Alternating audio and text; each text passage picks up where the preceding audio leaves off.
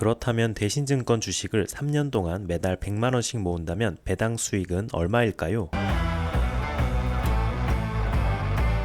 여러분들 요즘 투자 어떻게 하세요? 주식, 부동산, 암호화폐 등 많이 하실 겁니다. 대표적인 투자인 주식 투자의 경우 코스피 지수가 최근 1년간 상승을 했다가 하락을 했다가 갈팡질팡하는 모습을 볼 수가 있습니다. 저점에서 사고 고점에서 팔았다면 좋지 않은 시장 상황에서도 돈을 벌 수 있었지만 모두 다 그런 실력을 가지고 있지는 않습니다. 기준금리가 급격하게 올라 주식시장, 부동산, 암호화폐 시장 모두에게 악재였습니다. 그로 인해 정기예금 금리만 상승을 하였고 현재는 약 4% 정도를 유지하고 있습니다. 그러나 정기예금을 가입하기에는 조금은 아쉬운 수익률입니다. 물가 수익률이 5%가 넘기 때문이죠. 그래서 저는 여러분들에게 배당 주식 투자를 추천합니다. 목표는 최소 물가 상승률보다는 더 많이 벌자입니다. 그 중에서도 오늘은 대신증권이라는 증권사 주식을 배당주 투자로 추천합니다. 증권사는 돈을 버는 방법이 다양한데 크게 두 가지로만 보면 첫 번째는 주식 거래를 통한 수수료 수익과 두 번째로는 부동산 PF와 같은 대출을 통해 이자 수익을 얻습니다. 대신증권 홈페이지를 보면 펀드, 채권, 신탁 등 상품을 판매하고 있으며 부동산 리츠도 있습니다. 또한 가장 많이 하시는 국내 해외 주식도 있습니다. 정말 돈이 되는 것들은 모두 하고 있는 것을 알 수가 있습니다. 2020년까지는 다들 주식에 큰 관심이 없으셨는지 국내 주식시장 거래대금이 평탄했습니다. 그러나 코로나로 인해 시장에 엄청난 돈이 풀리고 저금리로 대출을 받아 주식을 하게 되면서 거래대금이 21년도에는 최고를 찍어버립니다. 이때 증권사들은 큰 수익을 내었습니다. 국내 기준 증권사별로 거래대금 점유율을 보시면 키움이 가장 많고 대신증권은 중간 정도의 순위입니다. 돈을 시장에 엄청 풀던 시기는 끝이 나고 경제 불황으로 인해 금리를 급격하게 작년부터 올리기 시작했습니다. 그러자 21년 국내 주식 거래대금이 최고를 찍고 지금은 계속해서 내려오고 있습니다.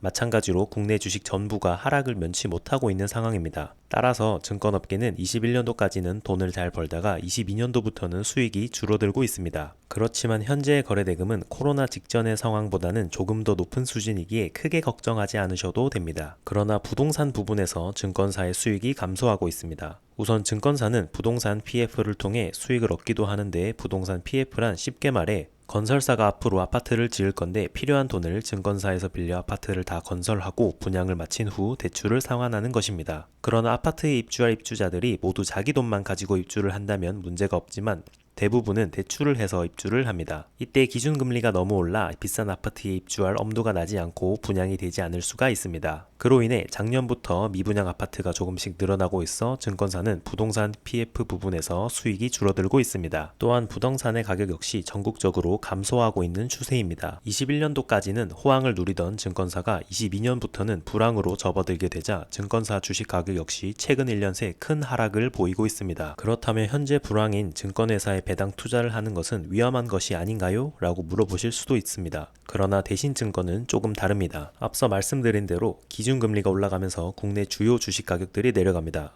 그에 따라 주식 투자를 하는 개인분들이 많은 돈을 넣어서 하지 않아 거래대금도 계속해서 하락을 하고 있습니다. 그러나 국내 주식 가격 거래대금은 하락해도 국내 증권사를 통해 해외 주식 거래대금은 오히려 조금씩 상승하고 있습니다. 미국 주식에 대한 믿음 때문인 것 같습니다. 또한 국내 3대 증권사들은 부동산 PF, 부동산을 통한 수익의 비중이 높은데 대신증권은 채무보증의 규모가 다른 증권사에 비해 작습니다. 이때 채무보증은 증권회사가 판매한 상품 중 문제가 생기면 증권사가 책임을 지겠다고 하는 것이며 흔히 잘 아는 키움증권, NH투자증권보다도 자본 총계 대비 훨씬 탄탄합니다. 또한 대신증권은 현재 사업뿐 아니라 신사업도 계속해서 발굴하고 있습니다. 퇴직연금을 은행에서만 하는 것이 아니라 증권사에도 많은 분들이 옮기기 시작하고 있습니다. 퇴직연금 규모가 현재 350조 원이기에 굉장히 큰 시장입니다. 증권사에서 퇴직연금을 가입한다면 증권사는 각종 수수료를 챙길 수 있습니다. 또한 현재 대신증권은 STO, 즉 증권형 토큰을 준비하고 있습니다. 쉽게 말해 모든 투자 자산을 토큰으로 만들어 증권 어플에서 거래할 수 있도록 하는 것입니다. 예를 들면 저작권이나 특허를 토큰화해서 사고 팔 수 있도록 하는 것입니다. 이렇게 안정적으로 사업을 잘 운영해 오고 있는 대신증권은 대표적인 고배당주입니다. 대신증권의 배당 수익률은 항상 은행의 정기예금보다 높았습니다. 2020년의 경우 1,200원,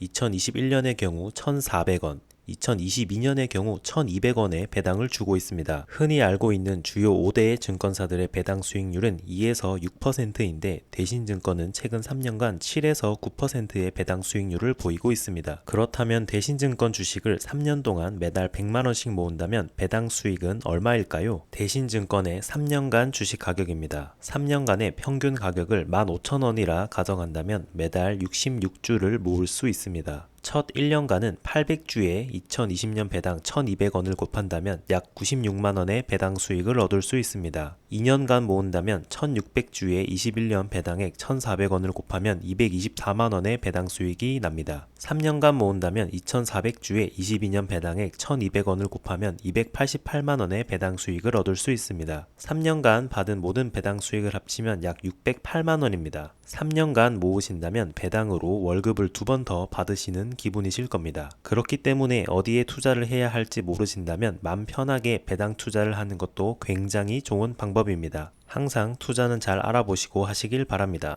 그럼 이만.